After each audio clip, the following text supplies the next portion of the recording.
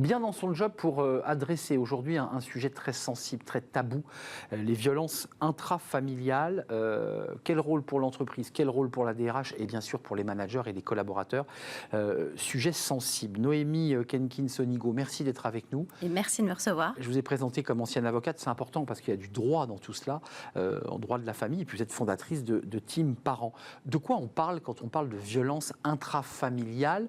Ce sont des sujets qui se passent à la maison et qui vont venir déborder dans l'entreprise, c'est bien cela? Tout à fait, oui. On sait que si on parle des violences conjugales, ça concerne à peu près une femme sur 6 dans sa vie qui sera victime, et il y a aussi des hommes qui sont victimes, même s'ils sont moins nombreux. Et donc dans une entreprise, ça concerne beaucoup de gens. Il y a un couple sur 7 qui se rencontre sur le lieu du travail, donc ça peut aussi concerner des couples intra-entreprise. Et donc c'est un sujet qui est assez endémique, où on ne peut plus faire semblant de ne plus le voir, y compris dans le cadre de l'entreprise. Ça veut dire, et on parlera du droit, mais ça veut dire qu'il faut quoi? S'attacher à des signaux faibles, il faut, parce qu'il y a le moment où on va le savoir, puis il y a le moment où on va le pressentir. On agit à quel moment? Alors déjà, on agit en anticipation.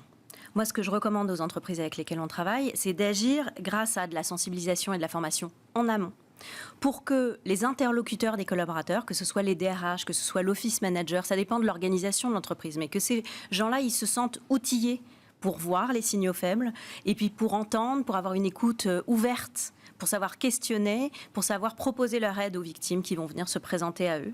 Et donc ça, c'est la première chose, c'est sensibiliser, former. Ensuite, Noémie, il y a un enjeu. La personne s'est livrée à un collaborateur, à un élu syndical, à un délégué syndical, que sais-je. Qu'est-ce qu'on fait? On remonte à la DRH ou on met la poussière sous le tapis? Parce qu'il y a parfois le sentiment qu'on glisse un peu le sujet sous le tapis, on ne veut pas le voir. Bien sûr, et puis bien souvent, quand on n'est pas formé et pas sensibilisé, en fait, on ne voit pas, parce qu'on ne veut pas voir et parce qu'on ne sait pas quoi en faire de cette information. Bien embarrassé avec ce sujet. Bien embarrassé, parce que les traumas des autres, ça nous rend fébriles aussi, et c'est normal, c'est tout à fait naturel comme réaction. Et donc, former en amont, et puis rédiger des protocoles internes de qu'est-ce qui se passe quand il y a une situation comme ça qui survient, c'est important.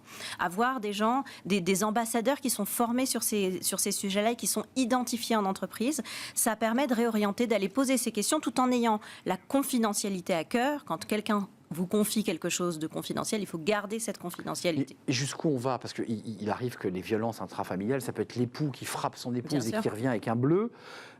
Il faut aller à la police, la DRH peut contacter la police. Enfin, on ne peut pas faire à la place. Non, et on ne doit pas faire à la place. Ce qu'on peut faire, c'est écouter, orienter, accompagner. Mais on ne doit pas faire à la place de la victime. C'est déjà très difficile de se sortir des violences. Il faut que ça vienne, il faut que la victime, elle garde son pouvoir d'agir. L'entreprise, elle doit venir en soutien. Elle peut proposer un réseau d'aide. Elle peut prendre en charge les frais d'avocat, les frais de soutien psychologique. Elle peut aménager le temps de travail. Elle peut proposer de réorienter vers un réseau d'aide, d'associations, de professionnels. Mais le DRH ne doit pas faire à la place d'eux. Un mot et même plusieurs pour terminer, ça veut dire que ça chamboule aussi l'organisation du travail de la personne qui peut être en arrêt maladie, entrer dans une dépression, vouloir continuer à travailler tout en sachant qu'elle est fébrile. Comment on fait là? Là, ça demande, c'est comme sur tous les sujets d'aidance, de handicap, toutes les problématiques d'équilibre des temps de vie. C'est du sur-mesure, c'est être à l'écoute, c'est savoir s'adapter, proposer éventuellement des adaptations d'horaires, autoriser des absences pour la préparation d'une audience ou pour un dépôt de plainte.